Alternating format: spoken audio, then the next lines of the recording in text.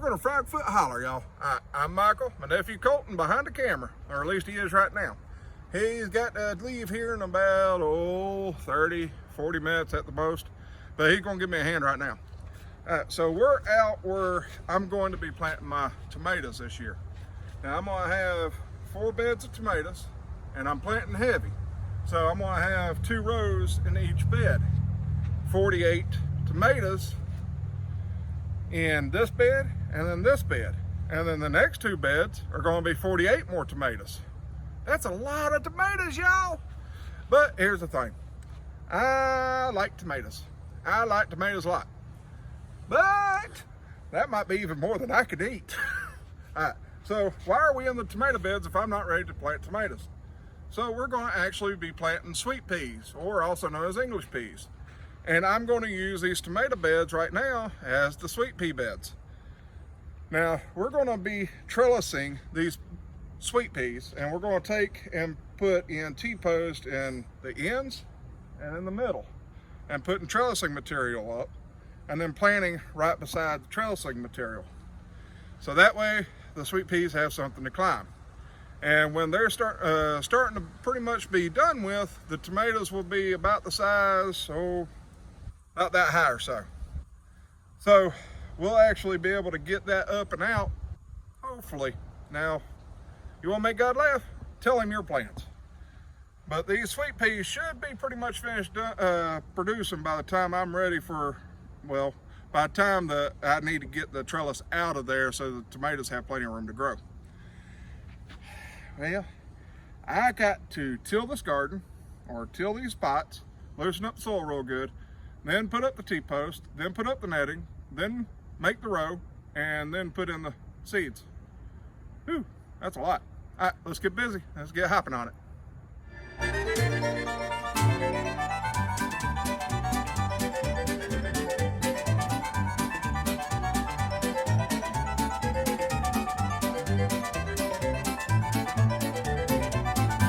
Hey, y'all, so we got the garden tilled up, we got the post put in, and we're actually going to be using this Hortonova,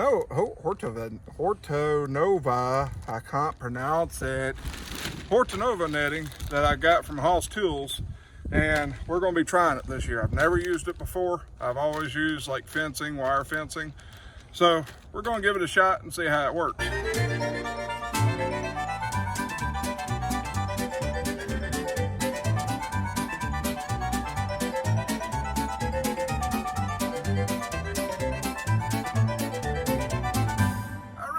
It is another day. Now, why did I stop the filming of the other day? Well, here's the problem. My nephew had to leave, and also the fact that my battery on my phone was at like 3%. It was not going to survive me putting up the rest of this, and I figured y'all might want to see that, especially in Super Frog mode. We get to move it a lot quicker. All right, so my initial responses to this stuff is it feels weak to me, but what it's made out of is actually pretty tough. But I'm not sure if I'm going to have to run another support wire between posts to tie this to. And we'll have to find out later on as stuff grows on it.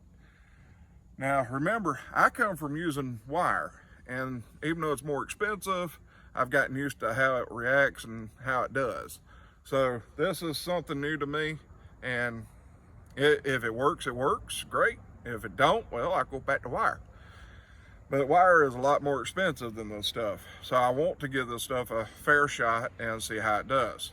I just don't see it working very well with heavier items like cucumbers and, I don't know, a lot of peas, but I don't know for sure. So if I have to, I will add a support wire between the post and then tie this up to it so it has more security there. All right, so me and my nephew are going to finish putting up this trellis on the 4 rows, and then we're going to be planting the sweet peas. So let's get to Super Frog mode.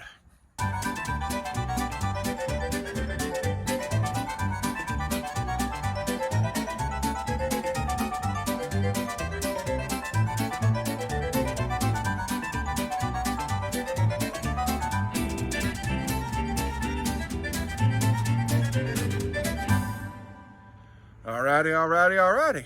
Alright, so we got the netting up.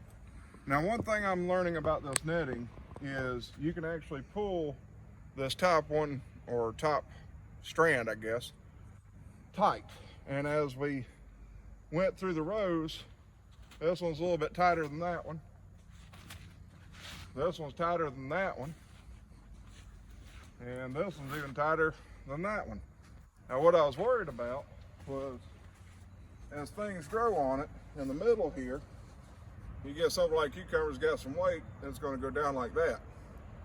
So I still may end up putting a strand between post to post and zip tying a couple of times just to keep this up. But I do like the fact that, unlike cattle panels or wire, I don't have to deal with putting the post exactly where the wire ends. Like cattle panels, if you got a 16-foot cattle panel, you have to put your posts 16 feet apart and one in the middle to support. So there's 3 posts for 16 feet. This bed is roughly 36 feet long. All right. So I got a little over 15 feet in between posts. Now, I think the recommendation for this stuff is about every 10 to 12 foot, I think. Don't quote me on that. And I can see why. Because the closer these posts were, let's say this post was like right here, then you wouldn't have as much leeway right there. But I'm trying to conserve my post because I like tying my tomatoes up to them. All right, so we got the ditches dug, or the furrows made for the peas. Now I normally plant my peas about 1 inch down.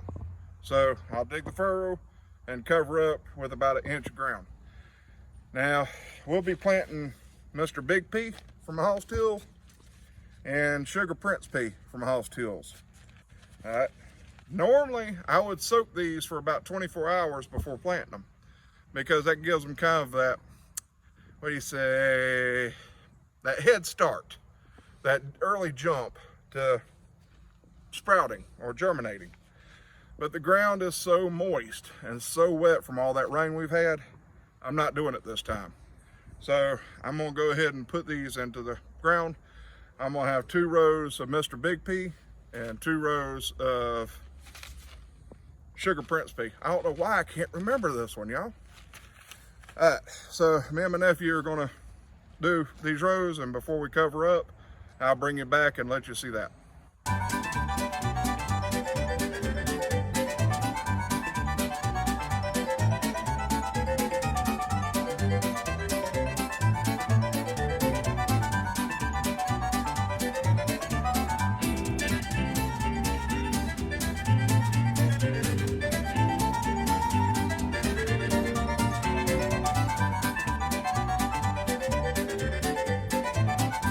Alright, before I finish up this row, I figured y'all might want to take a look at what these peas look like. These are the Sugar Prince peas. Itty bitty little things. And the Mr. Big Pea was just slightly bigger, maybe about twice as big as these. But all you want to do, get you a couple in your hand and just roll them with your thumb like that. If it spaces out a little too much, that's fine. We try to do about 4 inches in between each one until we get to the end of the row to make sure we got plenty of peas left.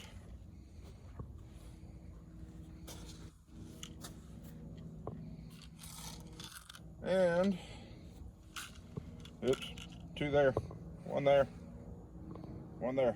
All right, so what do you do with these extra peas that you got left? I got a few extra peas. So what I'm actually going to do is I'm going to go back and fill in anywhere that I think is a little too much, which I'm pretty good at spacing these, so sometimes I don't actually put anything down. There's a plane there, by the way. So I'm gonna, like this right here is a little far apart. I'm just gonna put it right there. Put one right there. And it don't hurt these things if you plant them a little closer. I think recommendation is about 2 inches. I do 4 to make sure that I got plenty of peas. Now, when these come up, you really should thin them out to about 4 inches in between each plant. Make sure they have plenty of room to grow. But I tend to let them grow, and however they grow is however they grow. So that's the reason why I try to put the distancing right to start with. All right, so I know at the beginning here I really had a couple of them that I distance out. So we're just going to put one there and one there.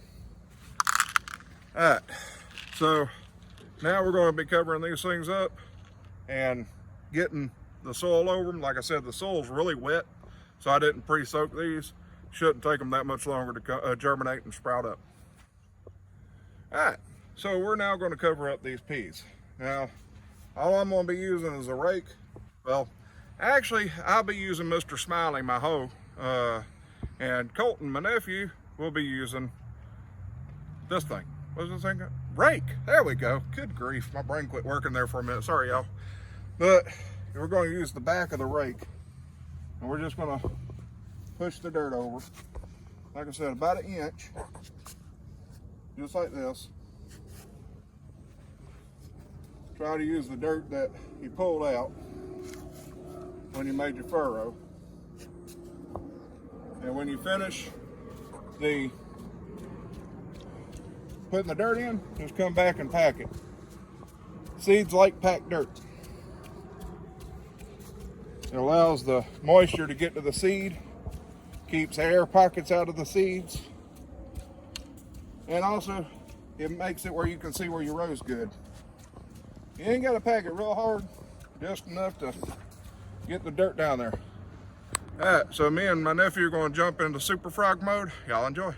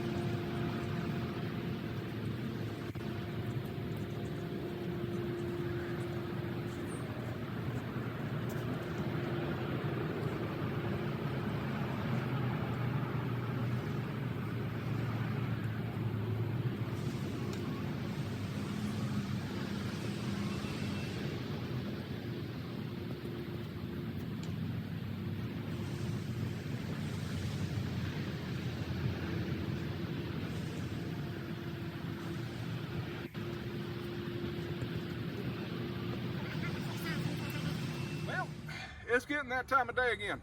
Sun's gone down. It's been down. Bye-bye, sun. Oh, no more sun. Bye. All right, so we got our 4 rows of peas here. I got 2 rows of Mr. Big Pea, and I got 2 rows of Sugar Prince Pea, and they're all planted. Now, you saw me and my nephew go back, and we covered up the seeds, and we packed the soil. The reason why you want to pack the soil is because when you pack the soil around the seed, the temperature of the soil and the moisture that's in the soil tells the seed when to wake up or how to wake up. You can plant those seeds too early and it won't actually start producing until it's right. You can plant them too late and they'll produce, but they just won't grow the way they should. But you always want to make sure you pack your soil. It helps the seed grow. Trust me on this one. Done that quite often. So I got to make a confession, y'all. That last little segment was supposed to be super frog mode, not regular video. And I'm not going to name any names. I know that person's very, very sorry and wishes he could do it again. But yeah, it's just not going to happen. That's kind of a one-shot deal. If you mess up, you mess up. So I'm going to tell you, that person should have pressed time lapse to put us in super frog mode. Instead, he pressed video mode, which made things go a lot slower. Or at least to y'all, it's going slower. To me, it's regular speed. So I will tell you this. You might actually can figure it out, but I don't think so. But I will tell you, he looks like a big pumpkin wearing a beard. That's who messed up. I'm not telling you who it was, but me and my nephew know for sure who it was. Y'all can just guess. All right, this has been a fun day for us. This has been an interesting day because y'all don't see what it takes to do these, and some of y'all know from doing your own videos that you take multiple shots to get one good shot. And I'm gonna only tell you this is probably take 972 for this, because when we started, the sun was still up. I've been messing this one up I don't know how many times. Sorry, it's the way it goes. But I will say one thing. I appreciate y'all coming. I appreciate y'all watching. Please send your friends and share the videos. Like, subscribe, and all y'all out in Froggy Land, have a froggy day.